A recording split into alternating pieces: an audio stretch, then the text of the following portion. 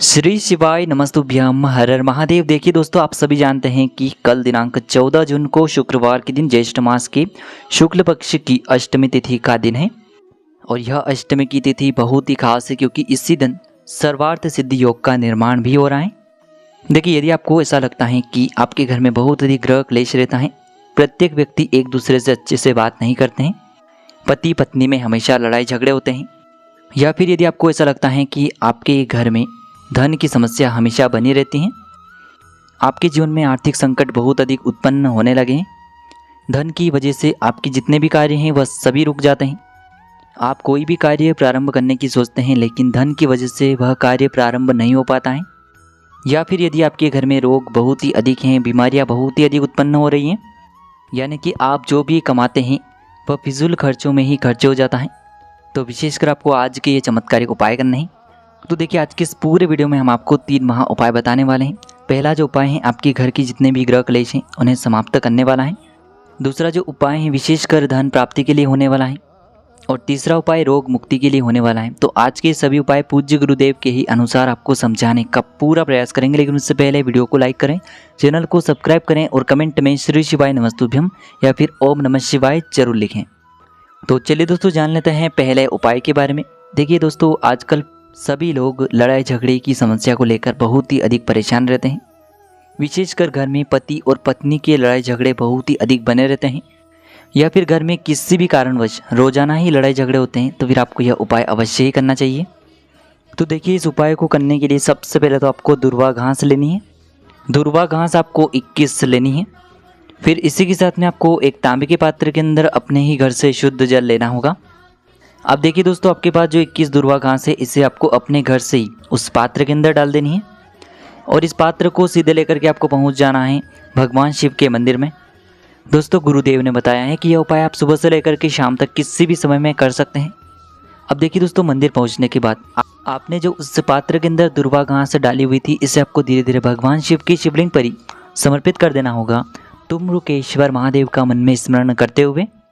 देखिए दोस्तों, गुरुदेव ने एक विशेष जानकारी दी है कि जब भी आप ये जल शिवलिंग पर अर्पित करेंगे तो आपको ये जल इतने धीरे समर्पित करना है कि यह जो दुर्वा घास आपने इस पात्र के अंदर डाली थी, यह शिवलिंग पर न गिर पाए। यानी कि आपको जल पूरा शिवलिंग पर अर्पित कर देना है, लेकिन दुर्वा घास आपको उसी पात्र के अंदर रखना है। तो इस प्रकार से आपको धीरे धीरे जल अर्पित कर देना है। अब देखिए दोस्तों, जैसे ये जल शिवलिंग से होकर के जलाधार की ओर बह करके आएगा, तो इस जल को आपको थोड़ा सा झेल लेना है। यानी कि आपके पास उस पात्र के अंदर अब जो आपने दुर्वा घास डाली थी वह भी है, और इसी के साथ आपको थोड़ा सा जल उसी पात्र के अंदर झेल लेना है। अब देखिए, यह जो जल है और दुर्वा घास है, इसे आपको लेकर के पहुंच जाना है अपने घर पर। अब आपको इस दुर्वा घास से जल का पूरे घर में छिड़काव कर देना है और आपको लगातार तुम्रुकेश्वर महादेव का स्मरण करते रहना है। जो भी व्यक्ति इस प्रकार से अष्टमी की तिथि में चमत्कारिक उपाय कर लेता है, तो उसके जीवन में कभी भी ग्रह क्लेश की समस्या उत्पन्न नहीं होती है। अब दोस्तों, हम जान लेते हैं दूसरे विशेष और चमत्कारिक उपाय के बारे में। विशेषकर यह जो उपाय है धन प्राप्ति के लिए होने वाला है। देखिए दोस्तों, कल शुक्रवार का दिन है, साथ ही साथ अष्टमी की तिथि है।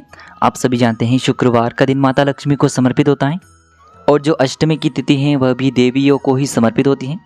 तो इस विशेष अष्टमी की तिथि पर आपको यह धन प्राप्ति का चमत्कारिक उपाय करना है। तो देखिए, इस उपाय को करने के लिए सबसे पहले तो आपको मात्र 3 हरी इलायची लेनी है। हरी इलायची को लेते समय ध्यान रखिए कि यह कहीं से भी टूटी हुई खंडित नहीं होनी चाहिए, इस बात का आपको विशेषकर ध्यान रखना होगा। अब देखिए, इसी के साथ में आपको एक दीपक लेना है। दीपक आप मिट्टी का ले सकते हैं। इस दीपक में आपको गोल रुई की बाती का प्रयोग करना है, साथ ही साथ इस दीपक में आपको शुद्ध घी का प्रयोग करना है। अब इसी के साथ में आपको मात्र एक तांबे की पात्र के अंदर अपने ही घर से शुद्ध जल लेना होगा।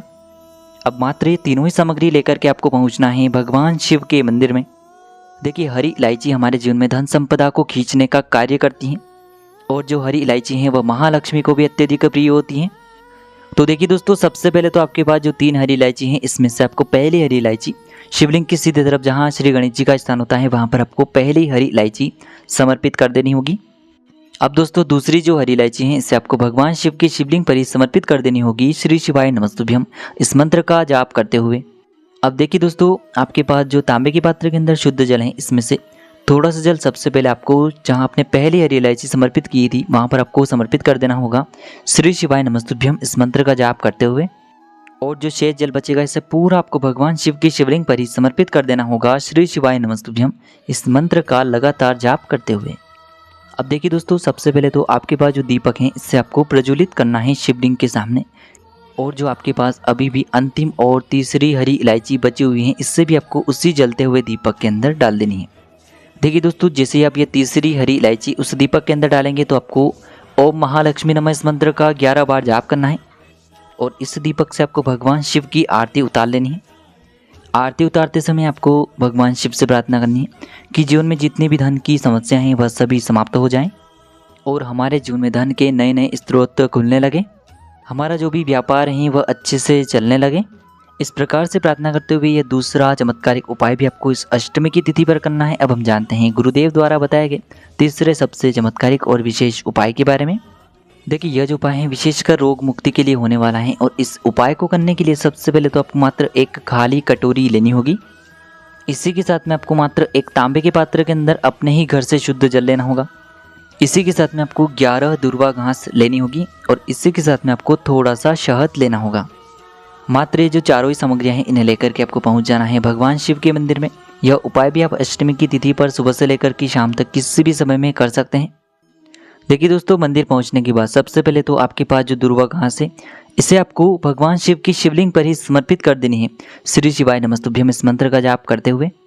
देखिए, दुर्वा घास आपको इस प्रकार से समर्पित करनी है कि जो इसकी जो पत्ती वाला भाग है वह शिवलिंग की तरफ रहेगा, डंडी वाला भाग जलाधारी की ओर रहेगा। इस प्रकार से आपको यह दुर्वा घास शिवलिंग पर समर्पित कर देनी है।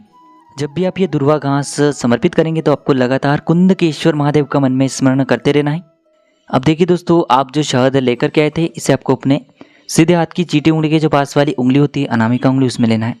और इस शहद की आपको एक बिंदी जो आप जल का पात्र लेकर के आए थे उस पर आपको मात्र इस शहद की एक बिंदी लगानी है। शहद की बिंदी को लगाते समय आपको अपने रोगों से मुक्ति की प्रार्थना कर लेनी है। अब देखिए, इस प्रकार से बिंदी लगाने के बाद आप जो सबसे पहले तो अपने साथ एक खाली पात्र लेकर के आए थे उसे आपको जलाधारी के नीचे रख देना है। अब देखिए दोस्तों, आपको ये जो जल है इसे भगवान शिव की शिवलिंग पर अर्पित करना है। देखिए, आपको ये जल इस प्रकार से अर्पित करना है, आपने जो उस पात्र पर बिंदी लगाई थी उस बिंदी से होकर के ही यह जल शिवलिंग पर आना चाहिए। इस प्रकार से आपको ये जल शिवलिंग पर अर्पित करना है।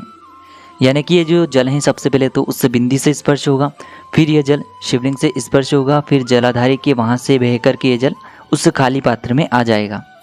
तो इस प्रकार से इस पात्र के अंदर दुर्वा और शहद से युक्त जल आ जाएगा। अब देखिए दोस्तों, आपने जो दुर्वा घास शिवलिंग पर अर्पित की थी उसे आपको शिवलिंग से उठा लेनी है और जो आपने जल जलाधारी के वहाँ से झेला था उसे भी आपको उठा लेना है।